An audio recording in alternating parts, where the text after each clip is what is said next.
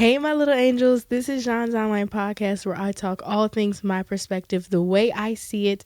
I'm your lovely host, Zhan VA, and this is this week's segment of Bedtime Talks with Zhan.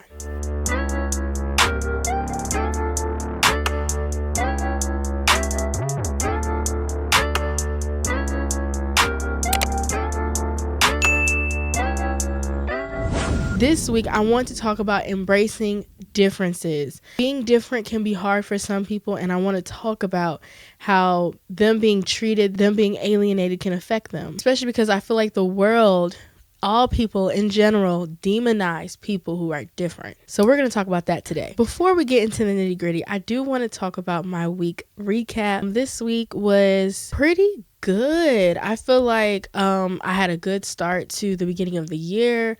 I feel motivated. I have that, that freshness of like, oh, it's new beginnings. We have another opportunity, a fresh start, if you will. And I'm really excited for what this year has to come and what it has to offer me. So yeah, this week has been good. I got back in the gym after 2 weeks. I'm really pumped about that, but currently sitting on this bed, I'm not gonna lie to you, I'm very stiff, uncomfortable, sore, but it's okay because we're gonna persevere, we're gonna push through. Another big thing that I've been excited about, or that happened in my week, was I have like an extra push, or have like more things that I want to do as far as content. Now that I have the whole year to look at. Now I'm trying to establish what type of podcast episodes I want to implement in what months, what other collaborations, what other type of videos I want to do, what other type of vlogs I want to do, where I want to vlog. So my mind has just been racing. It's been on go because I'm so excited for what I'm going to do this upcoming year and what I'm going to continue to be consistent with on YouTube and my other social media platforms. And I've been battling trying to concentrate my thoughts because I've been so excited. And isn't that crazy? I don't know about y'all, but for me, I used to be like, God, I'm literally dreading the next day. I don't even want to make it to the next day, low key. I can't do it. And it was keeping me up at night because I'm like, bro, I literally hate my life. Now it's like, dude, I can't wait to the next day. I'm overly pumped. Like, what's next? I have all these ideas. I need to start planning this. I need to organize that. I need to start recording this, produce that. My mind is just going all over the place because of all the different things that I'm trying to do. And I'm like on the edge of my seat at all times, and I can't get rest. So then I start to become restless because I'm so excited about all the different things that I have in store and what I'm trying to accomplish with my content. And having a creative mindset and having a mindset that, you may be sleeping or you may be trying to rest, and then you get an idea and you have to write it down immediately, or you want to immediately start putting it to life. That, I love it, but at the same time, it's really annoying because I have so many ideas now and there's different things that I'm trying to start working on. But now I need to dial it all back and be like, okay, what is more important? What project needs to come out sooner than the next? Because I ain't gonna lie, y'all, I have a whole Houston vlog that I haven't edited yet because I started my podcast and I started doing Vlogmas. I posted 8 videos in 1 month, and I haven't done that ever on YouTube. So now I'm just trying to catch up, and I'm still trying to make my Houston vlog relevant because it was a really good vlog. But I know some of the things that I said, some of the things that I wanted to shout out are irrelevant because I've exceeded those goals. That's a good thing, but at the same time, it's just okay, I need to play catch up. But yeah, so that's kind of been my week, trying to battle and understand how to, and basically kind of realizing that being excited can be distracting too. And I'm not trying to be distracted from my goals and everything, but it's just you at all times you kind of gonna be like, okay, this is exciting, but we're not at where we want to be. We haven't achieved this goal or that goal. So it's okay, Zhan, let's be excited, enjoy the moment, but don't let this excitement make you think that oh, you done made it somewhere yet, and you still at your mama crib, you still at your daddy crib. So it's still got some places to go. That leads me to the topic of today. Speaking of content creation and trying to stand out, and I mean, that's essentially why I would have all these different content ideas, is because there's things that there may be inspiration I see from other creators that I want to implement or see if I can even do. It sometimes it puts you in a place of being alienated. Some people who aren't even content creators, let's be real, but some people who may look at my content and be like, oh, what is this girl doing? Or they could simply be like, I'm tired of seeing Zhan VA on my TL. And guess what? Zhan VA doesn't care. because it's all for the greater goal. And just like anything, when someone has any other type of business, if they're selling merch, if they're selling a physical product, they're going to keep reposting and they're going to keep posting their stuff because it's like, hey, see, like, look at my stuff, check me out. You know, I have taken a different route and I'm doing something different that it's not that rare, thank God. But from the friend groups that I was in, some of them may not see the value in what I do, or some of them may not agree, or some of them may not understand the seriousness of how much God has impacted my life. And specifically, I say that because I decided to take more of a faith-based route with my content. So I feel like this is what I'm meant to do, and that other things weren't working because I wasn't following my calling, and this is my calling. Even though right now it may not be that many people who clown me or bully me or try to alienate me or even try to demonize me for following my faith-based content, a lot of people bully me, alienate me, demonize me for being a plus size woman. So it's like, either way, you're gonna get hate regardless.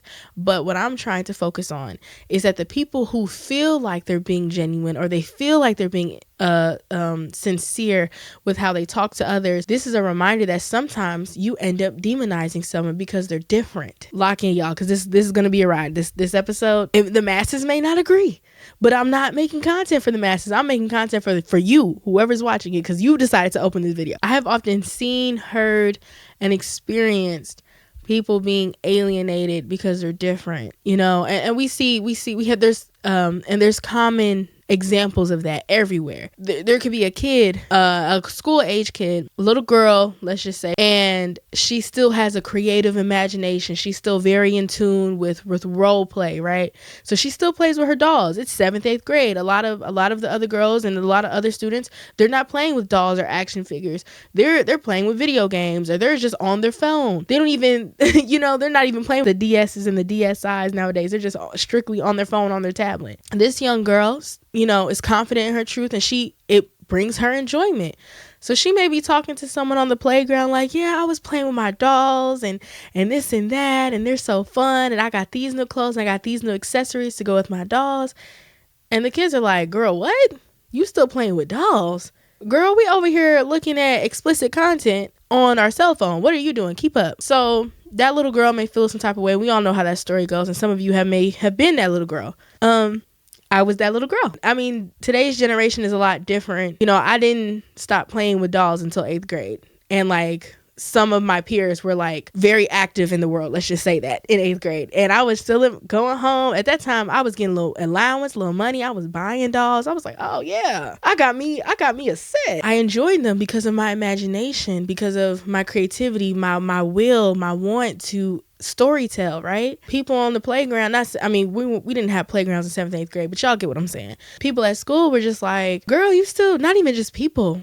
It may even be people you're closest to. I think it was like my best friend at the time. She was just like, girl, like, you be still playing with dolls. And at that time I was like, I don't care.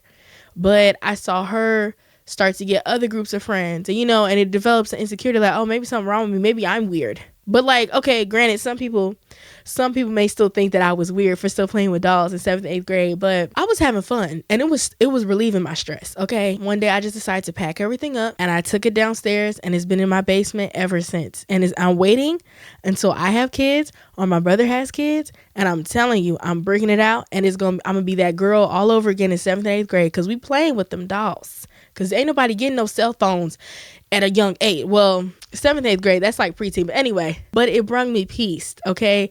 Especially when I was used to being bullied at school. I was used to, not being treated right because I was a bigger girl. And I wasn't even that big at the time, but that's a whole nother conversation. Finding something that brings you peace was okay for me. It was keeping me sane. It was keeping me like happy. And even that people robbed because it was different. So they were like, oh, we all stopped playing with dolls in like 5th, 6th grade. Why is she still playing with them? We need to make sure she's on the same board with us. Why? I don't know. Another example could be a college student. This is just a random example that I could think of, but like, a college student is very dedicated to their academics, their scholarship and all of that, what college students should stand for. And they hear through the grapevine like, oh, it's some party tonight. It's supposed to be popping. We gonna be at a frat house. All this, right?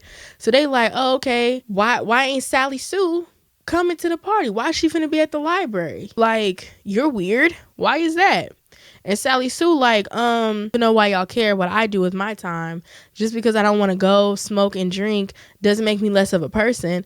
I just, either she could just really value her academics, or she just respects her situation enough that whoever put her in school, she's not trying to be wasting no time. Good for Sally Sue, because she was grown enough and realized, man, I don't care what y'all got going on. It'd be the same thing at all the parties. I'm still finna go to the library. Another scenario that I thought about was, which is a really common one that I've been seeing a lot on social media, especially when it comes to other creatives within the church, and how these creatives are not finding a place to be creative within the church. So they're going outside of the church, which is okay. The issue is whatever happened in that situation, they're not having any sense of reconciliation with the members of the church. So they're just totally abandoning the church, which is not the goal. Jeremiah is in the church. He loves it. He's involved. He's all for it. He's eager to do more, to learn more. He's inspired. He's on fire. He has passion to let other people in their community know about God, right? Jeremiah comes to the church, and he comes to the pastor, and he's like, hey, I have this idea. Let's start doing this, or like, what about this event, or let's go evangelize out over in this community, or let's venture out to this church, or whatever he feels led, right? Other people, sometimes elders, nowadays sometimes not, because we're all getting older. So like, the young adults that we used to look up to, we're the young adults now. He comes to a meeting, and he's at the meeting. He looks around. No one is in agreement of what he wants to do. So he may be alone on his idea, because it may be a radical, a more creative thing, or something that church has never done before. But he has that passion. He's like, he's not going to let it go. He's not going to let it down. He's like, no, I feel like we should do X, Y, Z, ABC. We could tweak it a little bit, but I feel like we should do something more creative, something that can call out to different types of people. You know, the elders, because we honor our elders, we honor the leaders of the church. They tell him, okay, hush. Jeremiah is talking, he's on fire, he has this passion. He's just like, hey y'all, like, let's do this, let's do that. And then an elder of the church is like, no, son, hold on, brother. We don't do that here. We do X, Y, Z, ABC. The same thing we've been doing for the past 20, 30 years. And Jeremiah's like, huh? He's been brought to this new revelation of God and all this other stuff. And he wants to spread that. And he feels like he has to do it within the church. Now, one lesson in that is that you don't always have to go through the church to help other people. Hence me doing this podcast. But it is also important to still help your community at the church or whatever. But in that scenario, Jeremiah was silenced. Now he don't want to give y'all no more ideas. Now he don't want to help. Now he don't want to do nothing, because y'all made him feel like his idea was not, at least y'all didn't at least sit and talk about it. Y'all didn't at least have a thought about it, or at least try to do it. Now it's just ironic that we continue to do the same thing we've been doing for years. Jeremiah feels some type of way. So he's silenced, and he goes back in his corner. He still may have fire, but that passion is dwindling down because of how the other church folk may have treated him, because of how other people may have treated him, right? Some of those may have been a long-winded scenario or example, but I really wanted to get y'all to understand how common being alienated, being different, causes problems within different settings, within different communities. But in all these examples, the kid, the college student, the church member, they all were different and had a different outlook on life than most people, than the norm. Now, just because you're different doesn't necessarily mean that you're a good person or that you have pure intentions and all of these things. Now, it's also important, clearly, for us to use discernment to understand, okay, if someone has like some idea that doesn't align with church values, or if a college student is doing something to like harm themselves or do something illegal, then obviously we can use discernment that it's like, okay, yeah, you may be different, you may be doing something that's not good or edifying to self, then I'm gonna leave that be. A kid is playing with dolls, that's different to someone who is playing games on their phone, and vice versa. But that doesn't make neither one of them a bad person. These situations can be on both ends of the stick. It's always important to be true to self and be accountable, because what I'm going to get into, it works on both ends. In all these scenarios, again, they were treated differently and they were demonized, right? Now, you may be saying, Zhan, literally calm down, relax. Why do you keep putting this demonizing, like this strong language, this strong verbiage? What are you getting at? Because it's kind of turning me off. Now, hear me out. I've had this topic idea like months ago, right? And one day, like I think probably a scenario happened to me, and the phrase different doesn't equal demonic came in my head. So now that I'm trying to do my podcast notes, I look back and I'm like, okay, let me look. What does demonize mean? What does that mean? The textbook definition means to portray as wicked and threatening, right? So when I read that, I was like, okay, boom. That's why I feel like God gave me this, because that key word in that whole definition is the last word, and it's threatening. And a lot of us can relate that when someone feels threatened by your power, when someone feels threatened by your calling, they instantly try to clown you. We see it all the time. When people walk in their purpose, it causes a threat. When people are confident, it causes a threat. When you are genuine and other people are attracted to you because of your realness and your genuineness, it poses a threat to all the other people, because now they're like, wait, why are we called to this person? Why do we keep going to them? Because they a G, honestly. The other students on the playground, in middle school, whatever, they're threatened because this little girl is still able to have some of her innocence and get to play these games, and she's confidently doing it and talking about it. The college student, they're threatened because they see someone who is educated, who is trying to strive to higher heights, and who doesn't seek validation from the world, who doesn't seek validation from drinking and partying. Other people may be threatened because sometimes, and this is in any community, in any thing where there's leadership roles, there's always going to be someone who wears their leadership as a title, as a badge, as if they're better than you because they have something, they have whatever calling, right? And it's not about that. Jeremiah was just a young man who just wanted to have more people to feel the love of God that he has experienced. But we let power, we let us being threatened blind us from what everyone's purpose in these scenarios are for. So we treat them differently. Or like specifically the church example. That person over there trying to do something different nowadays, they trying to get too far away from the word. Like no one is trying to get far away from the word. Okay? Because God is the creator of all things. He used max creativity. He is the definition of a creative. So it's like sometimes when we think outside the box in our life and when we try to do something different, people get threatened because they're scared of being different. They don't want change. They don't know how to strive for higher heights because they are okay with being content. I wanted to use the language of demonize is because I feel like it really puts more emphasis on the scenario than just saying, oh, someone was alienated. Because I feel like since we use that term so often, it doesn't really put enough unction, I guess, on like how much that can impact someone. The Lord was like, yeah, demonize. I was like, right on, demonize. Also, when he gave me that example about like other Christians, and again, that's why I preface it, or that's why I try to mention that a church is a community. And any community, whatever community you're in, there's always going to be everyone's not going to agree with everything.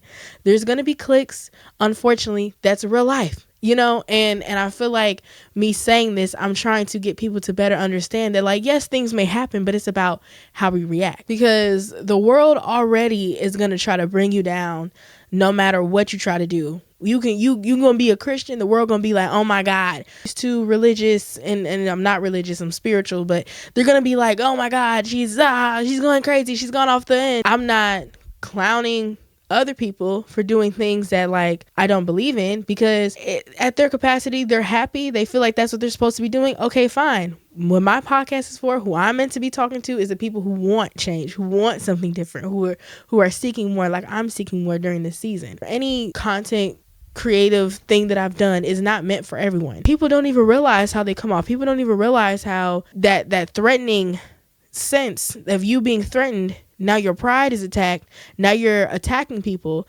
but you're being nice nasty, right? We know what that is, right? A lot of people be nice nasty, and I feel like it affects a lot of things. And I try to be wise, and I try to use my examples specifically, but at the end of the day, someone may feel attacked no matter what I say. My intention is not to attack anybody. My intention is not to attack the church, of course. My intention is to make us all realize how some things can affect others, because that little girl in school, that college student, that member of a church, there's way more, thousands of examples of how people feel silenced or how people feel weirded out because people are like making them feel bad about what they think is right or what they feel like they should be doing in their lives or what they feel like they're passionate about.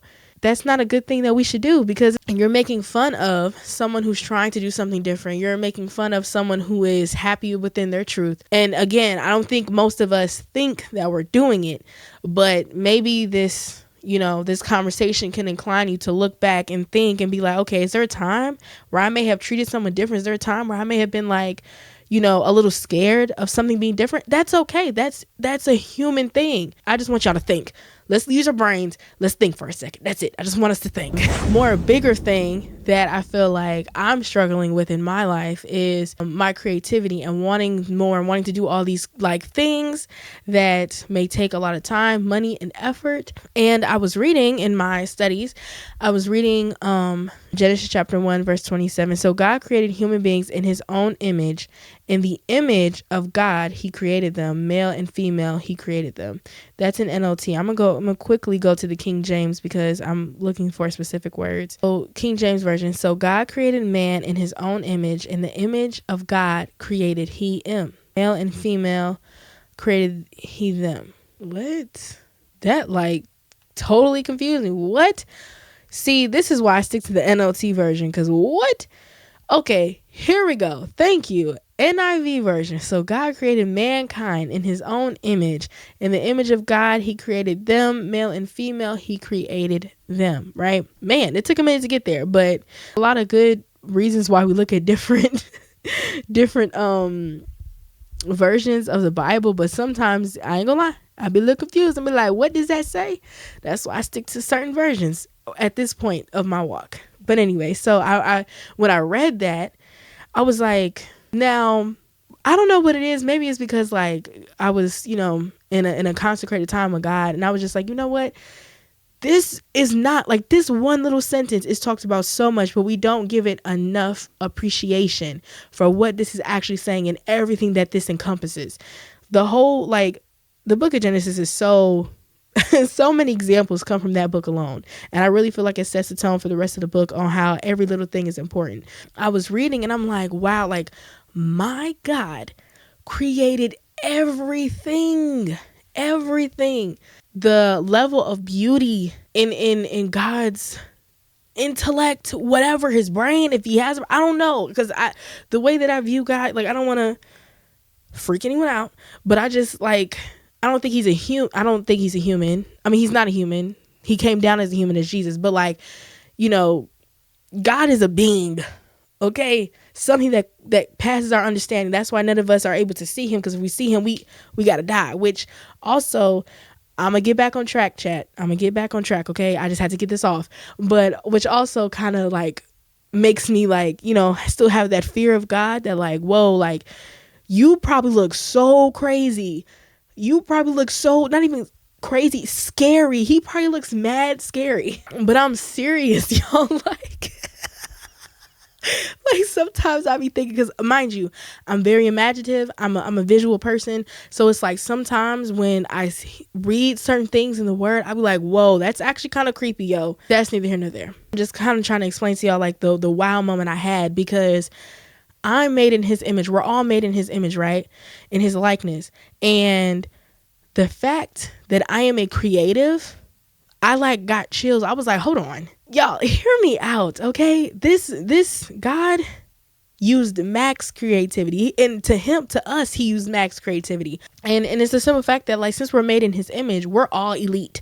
Okay, like we're all up there. We're all kings and queens. That's how we're supposed to, we have to understand how great we are, you know what I'm saying? Because of his grace, because of his glory, because of his mercy upon us, that we're able to still be alive on this earth and have a part of him within us. But when I was realizing, I'm like, this guy, I'm like, God is so creative.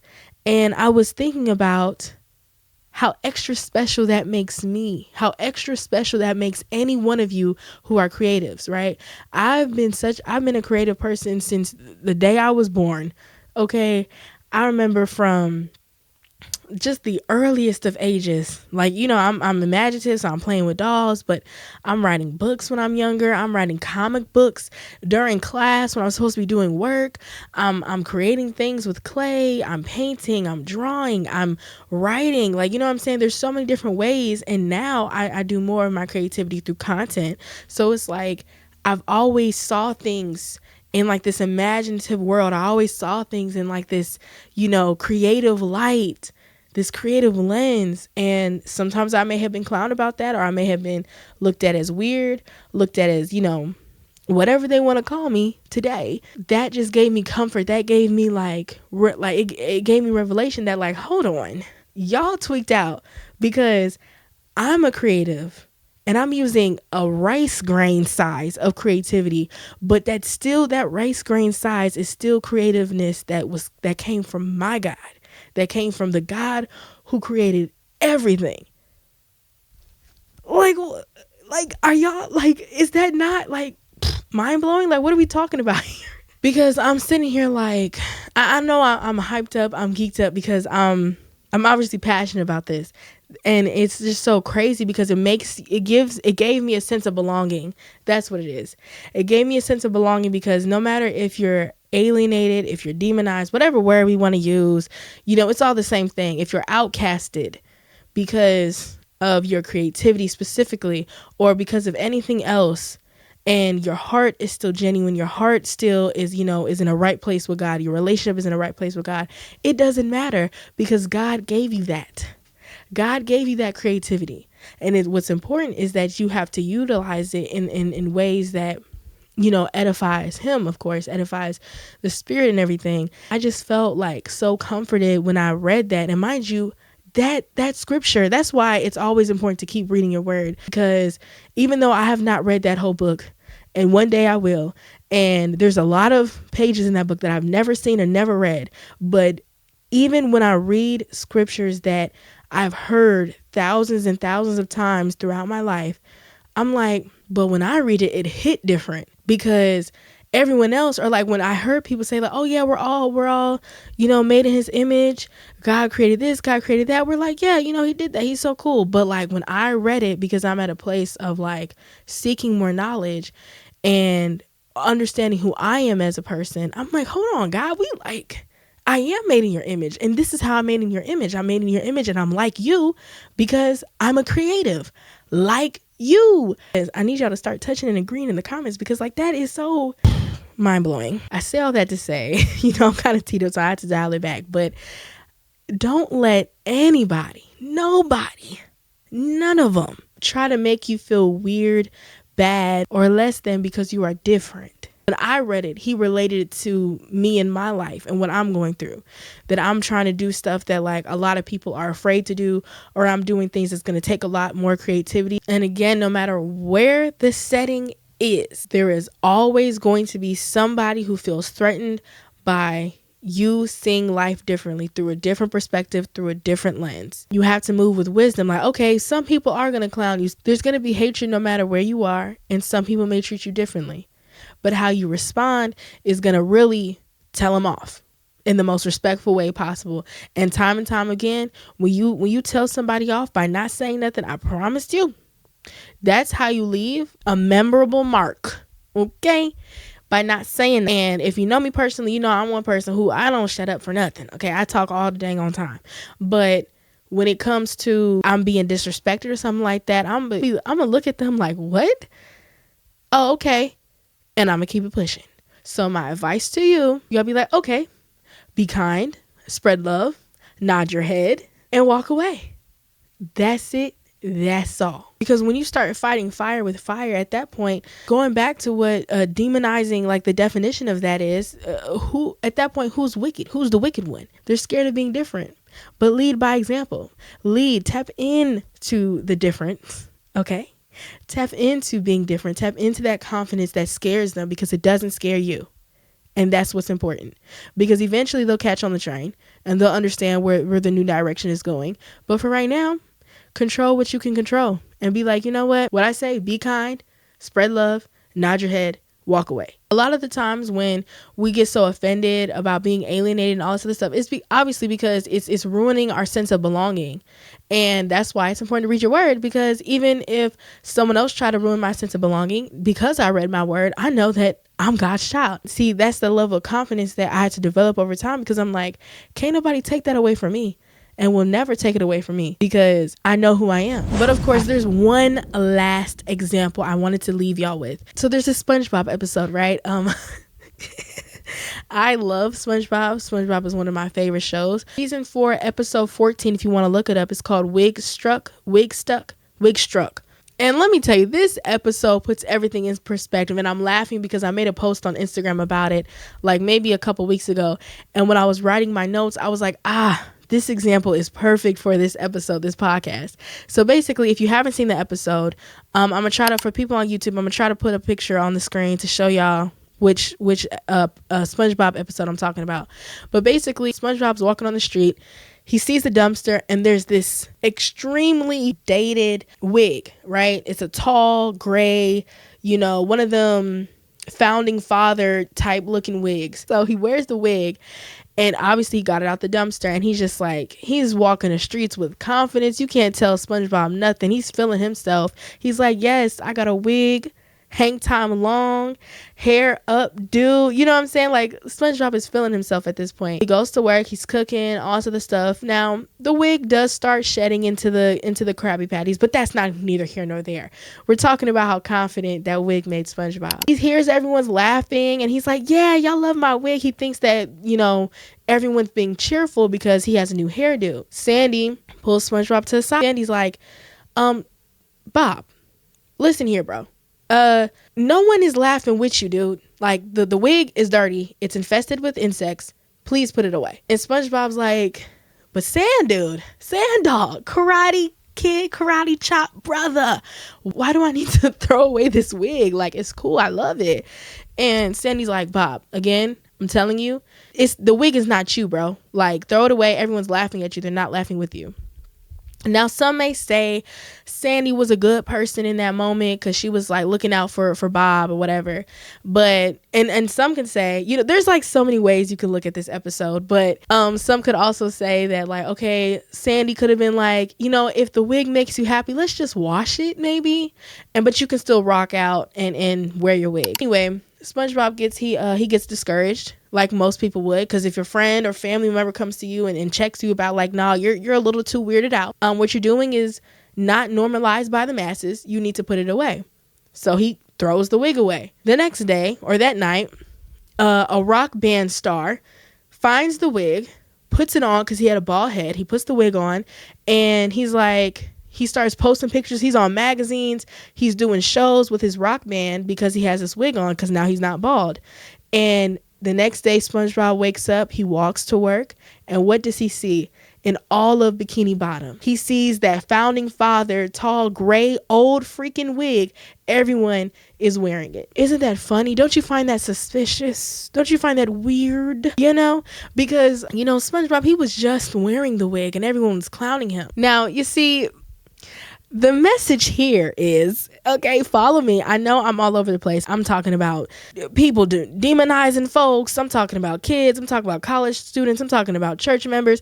And I'm talking about SpongeBob and Sandy. No, yeah, Zhan, you really got off the deep end. We can't follow you. We don't know what's going on. But here's the message. The world, everyone, your community, your family, whoever, they're going to clown you until they see someone who has already made it doing what you do. So don't stop doing what you do, because everyone has a starting point. Everyone has that journey. And because in our lifetime, we may see certain celebrities doing XYZ, ABC, things are more romanticized when they do it because they have so many eyes watching them. But when a regular person who has a regular job at a restaurant does something different, everyone wants to clown them because they're at a level of us or even beneath us. So we think it's okay to demonize them. You follow?